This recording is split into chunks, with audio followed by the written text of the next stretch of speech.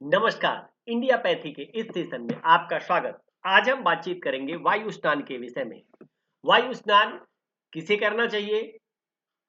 बाल्यावस्था से ही उपयोगी, युवाओं के लिए अत्यंत लाभकारी, वृद्धावस्था में अनिवार्य और सभी व्यायामों में श्रेष्ठ। जो अन्य व्यायाम न कर सके उनके लिए सर्वोत्तम है वायु स्नान। छित जल पावक गगन समीरा। तो आज हम इस पवन की बातचीत कर रहे हैं कि वह अपने शरीर के अंगों में लेना कितना हितकर है। तो वायु स्नान का परिचय करते हैं। वायु स्नान हवा से शरीर का स्नान वायु स्नान है। जैसे जल से स्नान होता है वैसे ही वायु से भी स्नान होता है। टहलना, सैर करना ही वायु स्नान है। इसे मॉर्निंग वॉक या एयर बाथ भी कहते हैं। एक क्रिया कई नाम। वायु स्नान के विभिन्न अलग अलग नाम भी हैं, जैसे मॉर्निंग वॉक, एयर बाथ, हवा खाना, सैर करना, टहलना, वायु सेवन, पवन स्नान।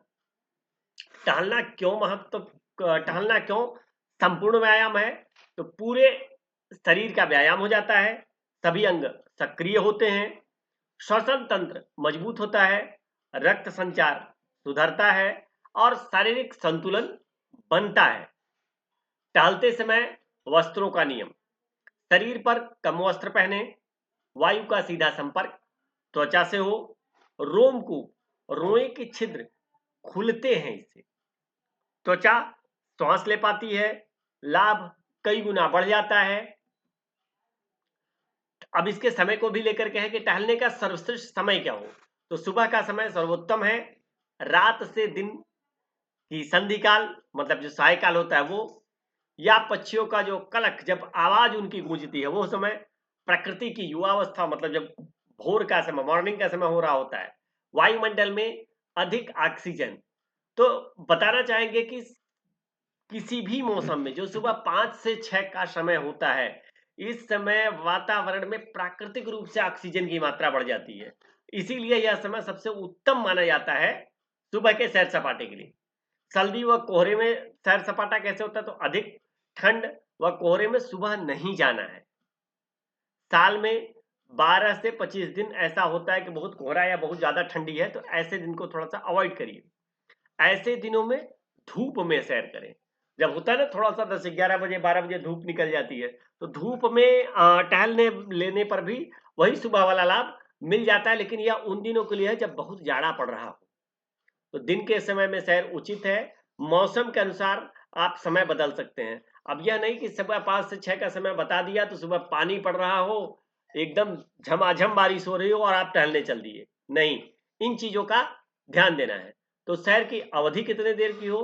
तो प्रतिदिन 40 से 60 मिनट टहलने के लिए आप जा सकते हैं। सामान्य स्वस्थ व्यक्ति के लिए ऐसा है। रोग की अवस्था में डॉक्टर के परामर्श के अनुसार समय को घटा या बढ़ा भी सकते हैं। इसके अलावा आपकी अपनी शारीरिक क्षमता के अनुसार भी आप इसका निर्णय ले सकते हैं। अगर आप कोई शारीरिक बल का काम करते हैं, सौष्ठव का काम करते हैं, तो आप इस समय को बढ़ा सकते हैं। आप केवल स्वस्थ रहने के दृष्टिकोण से काम कर रहे हैं तो अपनी शारीरिक क्षमता के अनुसार तय कर सकते हैं। टहलते समय 2 विशेष नियम हैं। पहला, टहलते समय ज्यादा बोले नहीं। ऐसा नहीं कि आपने एक हाथ में मोबाइल पकड़ा और टहले जा रहे टहले जाए, ध्यान मोबाइल में, जाकर के गड्ढे में गिर गए, ऐसा नहीं।